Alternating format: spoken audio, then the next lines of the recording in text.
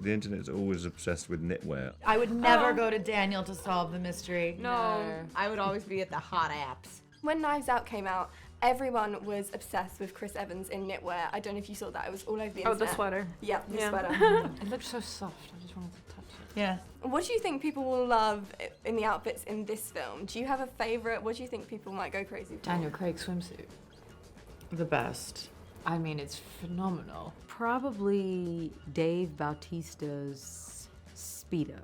Kate's swimsuit entrance is pretty amazing too. Dave's swimsuit is pretty amazing. Legendary. I think it's Dave Bautista's little swimwear. I think it might be outfit, I Dave think, Bautista's little budgie smugglers. If that becomes a new sweater challenge, I'll be very happy. I don't know. I don't know. I mean, internet and knitwear.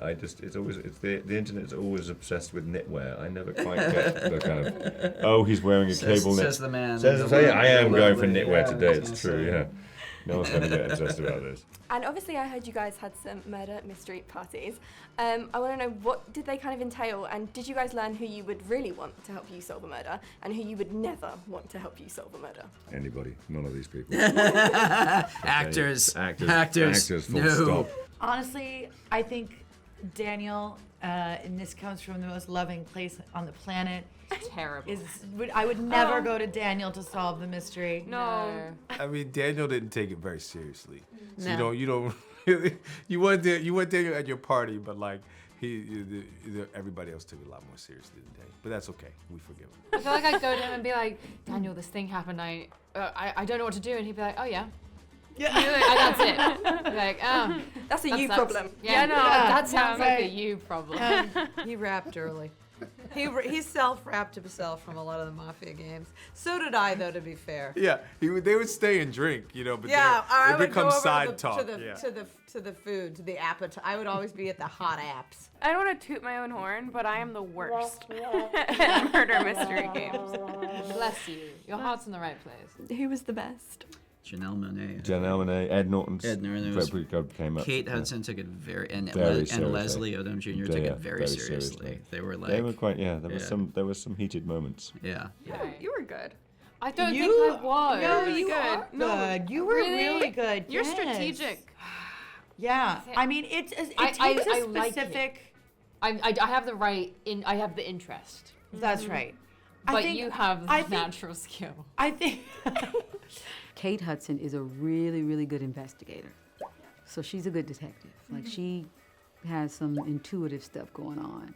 And she was usually right. I think it's like my parents. When someone said where I was like on an interview, I forget where it was, and they asked my parents like, if she wasn't an actress, what should we be? They both were like lawyer. I was like, what? Really? I'd be a Wow. a lawyer? Have you played Mafia on other films that aren't murder mystery films? No. Wow, so that no, was but really a thing I've for been playing this. Mafia for like since like '09. You know. Wow. And you were just naturally really good at it. It stayed Yeah. with you. I have to say something. I'm gonna name drop here because he deserves this. Leonardo DiCaprio was the first person I ever played that game with. And how was And it? he was the one who honestly made it a thing. This is Leo. Wow. There you go. Wow. Was he great at it? Oh, the best. Really? Yeah. Nobody hosts like him. Oh, he would play Wow. the host. Yeah. Okay. Yeah, wow. and it was fabulous. Like really good. Oh. Like he committed. Yeah, the host is as important as the Yes. game. Yeah, and I think because we were on the rooftop, the ambience really helped. Yeah. You know, the dimmed lighting, and you would like you make everyone sit in a circle and you circle the room. Oh. And it was Yeah. very intense. It was very it was very dramatic. We have to And do it again. Janelle came in the second time we did it, and she was like, "Watch this!" Like she just walked in a complete outfit, total character. And an accent. I love when people commit to the bit. Of course. You have to go for it. But the funny thing is, What's the Janelle point? would be like, and I think it was blah blah blah, and it was always the wrong person, but she committed. She committed. I host murder mystery parties, like with my friends and family all the time. Like I love it. I live for a murder mystery game.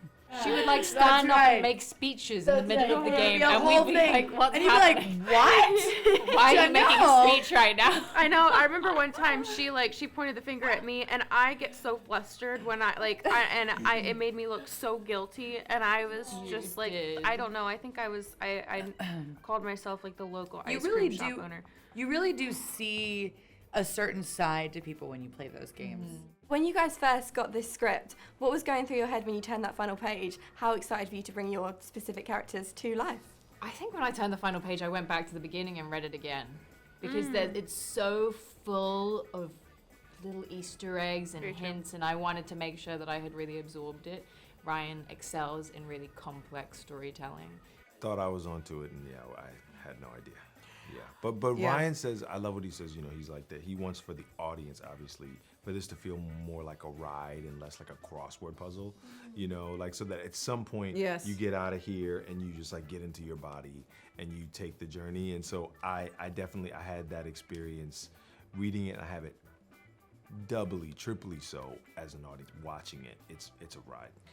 Yeah, I mean, I think too, like that would be my hope for audiences is to have that same experience and to tell them the same thing. Like anything that you think that it's gonna be, it's just not anything that you could possibly imagine. And that's why it's so fun. And that's why I hope people do not spoil a film for other people, because that it really is such a treat to see it for the first time, knowing nothing. Yes. So the idea of walking in with completely blank slate makes it so fun. That's true.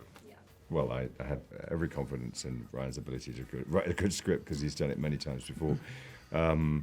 But I was just overjoyed because, in fact, what had happened is he'd taken it on and just lifted it and made it just better. Well, even before I read the script, I said if Ryan Johnson ever reaches out to me, it's a yes. I'm doing whatever film he wants me to consider, and I was a big fan of his movie Looper.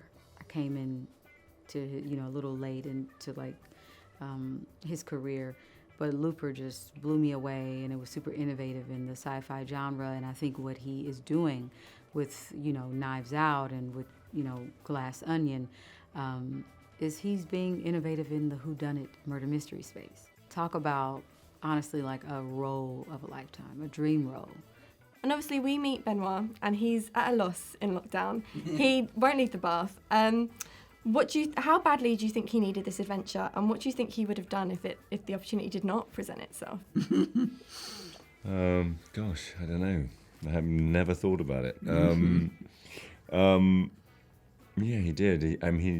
I think we were, also trying to say how we were all feeling for a while. It's just like all of us feeling kind of like hemmed in by this terrible thing that was happening to us all, and that we all needed to sort of bust out and try and get somewhere and sort of experience something that felt larger than our front room. So that that was kind of what was going on for Benoit.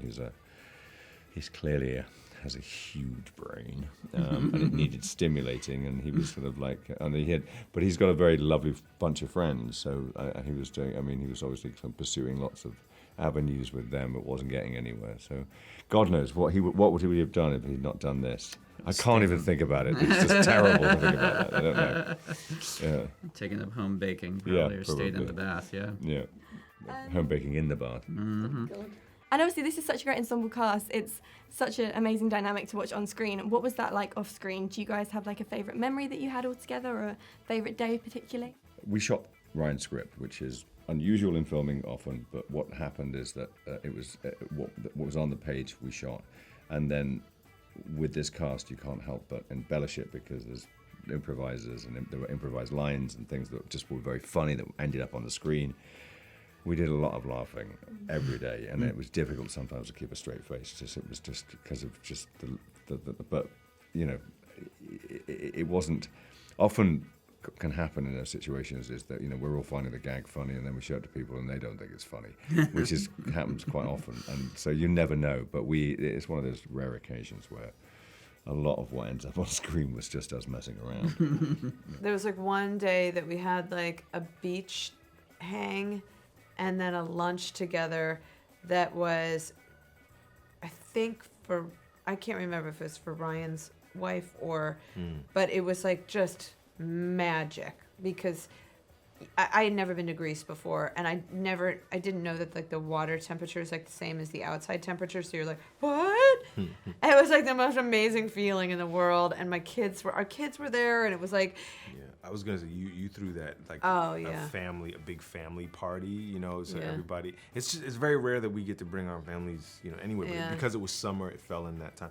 So like to Yeah. have those pictures, we have pictures that are, you know, of like all the families And all the kids together. were like, the kids, yeah. they're all ready. I mean, it's so just to have that as like in their memories somewhere, to have them look at those pictures and be like, look where we were when you were this age, is pretty amazing. Is there a certain scene that someone improvised or a certain line that you guys really love that you could tell us was improvised?